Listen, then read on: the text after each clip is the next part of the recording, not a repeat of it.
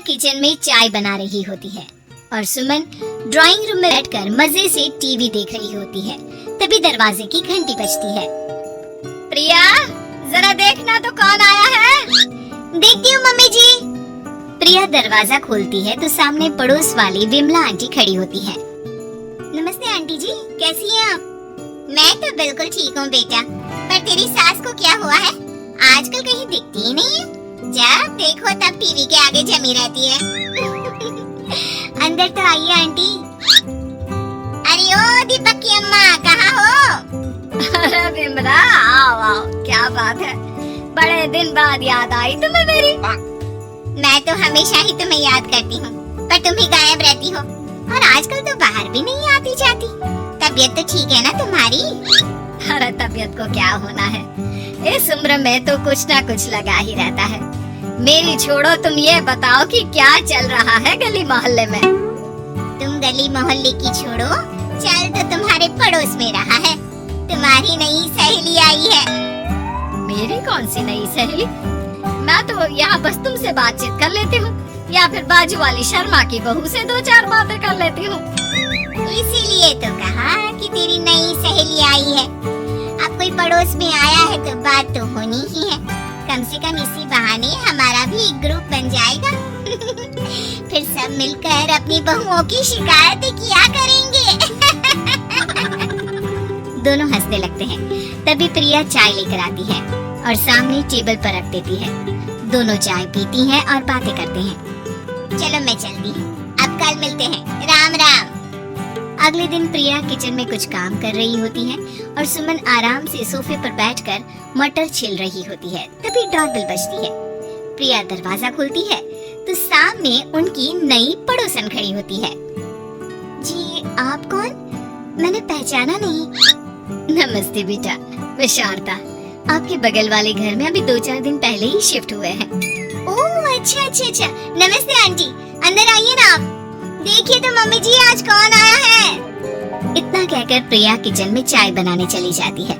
नई पड़ोसन को घर पे देखकर सुमन थोड़ा हैरान हो जाती है। नमस्ते बहन जी, मैं शारदा, आपकी नई पड़ोसन। अच्छा अच्छा, आप हैं हमारी नई पड़ोसन। आइए आइए, और बताइए कैसी हैं आप? जी बिल्कुल ठीक हूँ। वो दरअसल घर पर छोटी सी पूजा रखवाई थी, बस उसी का प्रसाद देने चली आई। सोचा इसी बहाने नए पड़ोसियों से भी मुलाकात हो जाएगी। ये तो बहुत अच्छा सोचा आपने। सुमन प्रिया को आवाज लगाती है। अरे ओ बहू, जरा चाय पानी का तो आके पूछ लो। ये आजकल की बहुएं भी ना, जब तक बोलो नहीं तब तक कुछ नहीं करेंगी। आई मम्मी जी। प्रिया चाय लेकर आती है। दोनों बैठकर चाय पीती हैं और खूब सारी बातें करती हैं। अच्छा बहन जी, अब मैं चलती हूँ, फिर मिलते हैं। अब तो आना जाना लगा ही रहेगा। शारदा के जाने के बाद प्रिया किचन से बाहर आती है। क्या बात है मम्मी जी, आप दोनों को देखकर तो लगा ही नहीं कि पहली बार मिल रही हो। आप दोनों तो बिल्कुल बिछड़ी हुई सहेलियों की तरह बातें कर रही थी।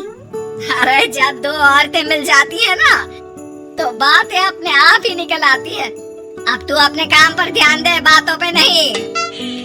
ऐसे ही कुछ दिन बीत जाते हैं। अब सुमन और शारदा अच्छी सहेलियां बन गई होती हैं। दोनों एक साथ मंदिर जाती, मार्केट जाती और कभी कभी तो विमला भी इनके साथ मिलकर खूब हंसी ठिठोली करती। एक शाम तीनों बैठकर सुमन के घर पर चाय पी रही होती है कि तभी बहुत तेज बारिश शुरू हो जाती है। सुमन जोर से प्रिया को आवाज लगाती है। प्रिया, ओ प्रिया, देख कितनी तेज बारिश हो रही है।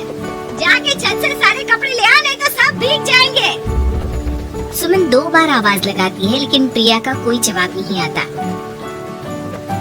शायद प्रिया कुछ काम कर रही है, इसीलिए कुछ जवाब नहीं दे रही। अरे काहे का काम, आराम फरमा रही होगी महारानी। तभी प्रिया बीमार हालत में अपने कमरे से बाहर निकलती है।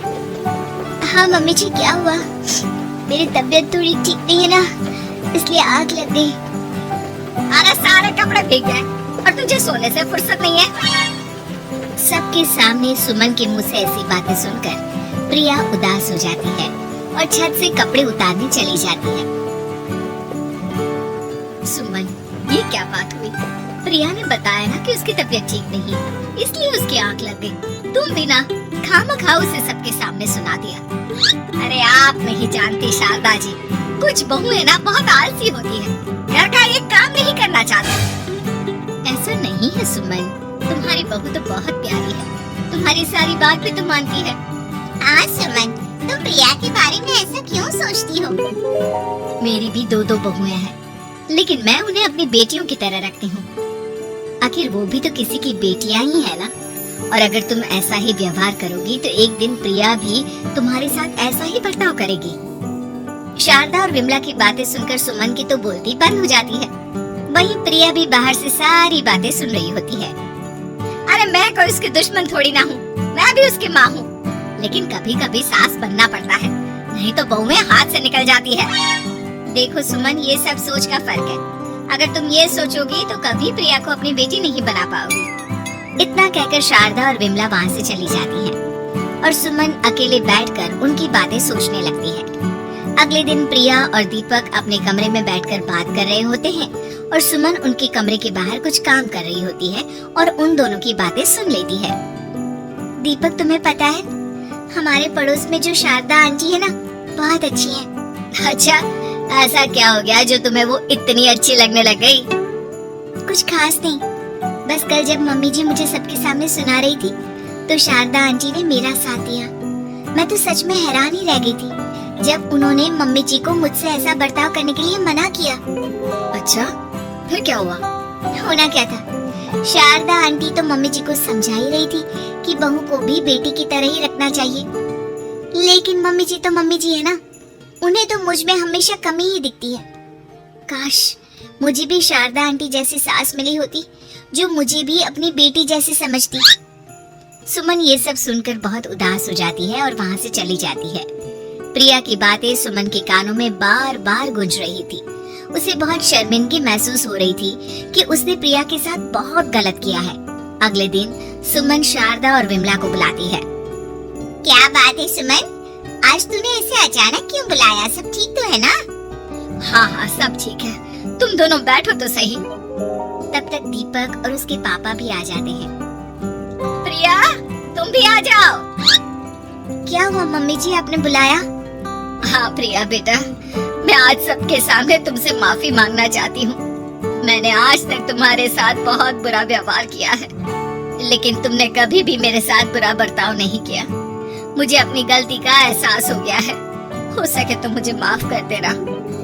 प्रिया अपनी सास की बातें सुनकर हैरान हो जाती है, उसकी आंखों में आंसू आ जाते हैं।